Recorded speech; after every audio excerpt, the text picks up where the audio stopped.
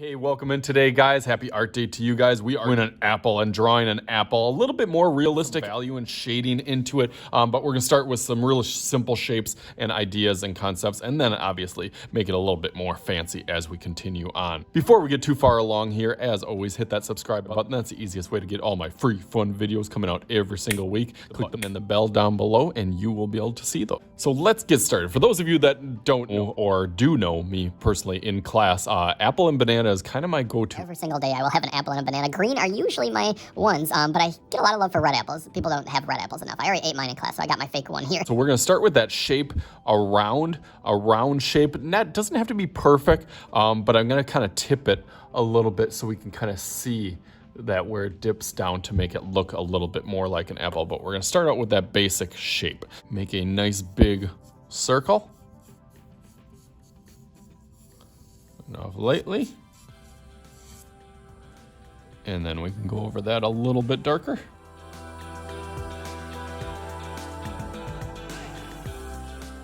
I left a little gap in the middle if you want to kind of put a dot and then just start that stem that goes out there. And that stem, again, just like the circle, does not have to be perfect. It can have a little wiggle since it is kind of like a stick.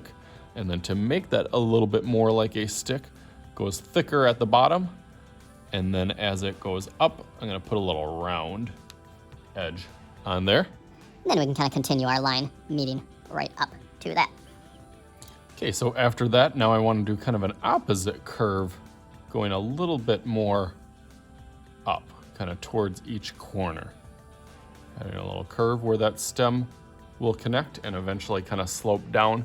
That's actually where I want to kind of start my idea of where my shading, coming from that middle and then going out. From that middle, out on each and every side, and eventually kind of spreading out towards that back side also. Like just by me doing that already makes it start to look like you can kind of see it going down. It makes it look a little bit more 3D. You could definitely go ahead and outline this in Sharpie. You could use a thin one, you could use a thicker one, you could leave it in pencil and you could do a shading. But I'm gonna also, reasons I like doing apples so much is because of their value and the colors, how they blend together so well. So if you wanna pick a green or a red apple, that is completely up to you. But you will not just use those two colors. If you're gonna do a green, you're probably gonna use a light green, a dark green, and kind of brownish.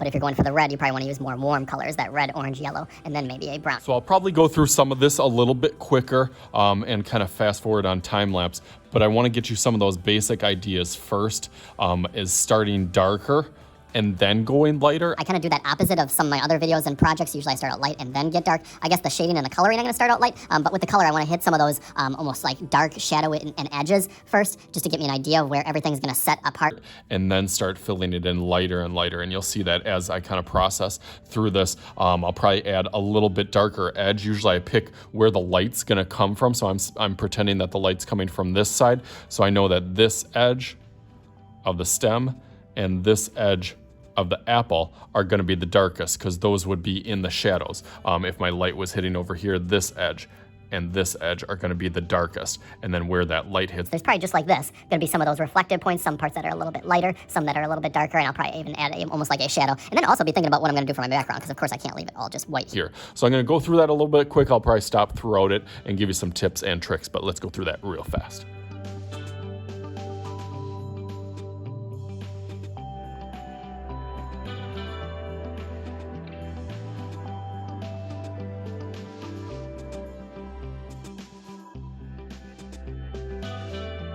Okay, nice. So just a little brain break for myself and for you guys to kind of visually think of this as almost like a three-part step. So this is kind of step one. You have kind of your first layer on top of that. After that, you're going to kind of have to go again and again. The first layer is just kind of setting the motion and the texture of where some of your shading is going. And then again, you're going to start hitting some of those dark areas to kind of make it look that three-dimensional and make it look a little bit more realistic. And the more practice you have and the more practice you do, the better that you'll get at this. So watch me go through the next step. That would be step 2.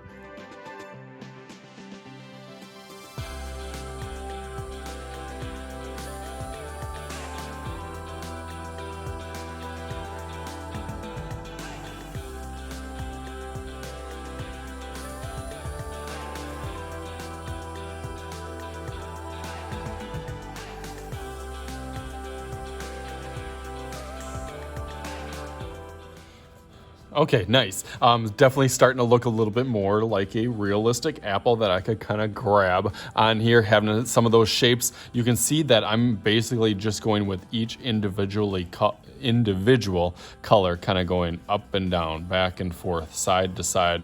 Up and down, side to side, back and forth. On all these to kind of keep that texture on. But I also want to have that kind of smooth transition from light to dark. I'm going to show you kind of on my pumpkin. That has that similar value from kind of dark to light as it goes up. And you can also see very similarly where this kind of goes in, where this pumpkin actually has those exaggerated kind of stripes. So you don't want to make them that exaggerated, else it'll start looking like a pumpkin. But that should get you a little bit of an idea of how the colors kind of go from one color right into the other.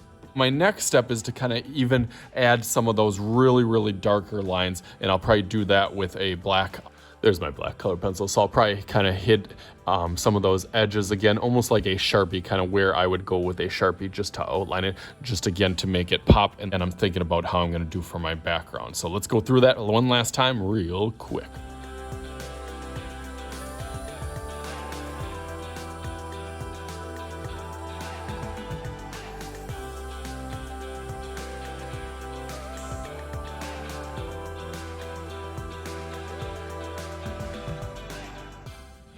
Okay, real nice. This is looking really good now. I'm happy with it. You saw me kind of adding a little bit of a shadow down here to give you a hint of what I'm going to do for my background. So I kind of make a little round edge, and then again, I'm going to go really, really dark as it kind of fades out, as most shadows do get a little bit lighter as they kind of go towards the edge. So I'm going to do that and do the background, but instead of putting my time lapse on here, let's make some magic happen. So just like... Here we go. Bam! There it is, just adds a little bit more to it. Always makes me think of a hot summer day, you know, grabbing some farm apples on there. Try to do a little table and a little grass and sky background. Just make me feel outside, makes me feel like the end of summer as fall is approaching us. So I definitely had some fun with this. Hopefully you did as well. As always, I am Mr. Shooty. This is Mr. Shooty's art class, and we will talk to you guys later.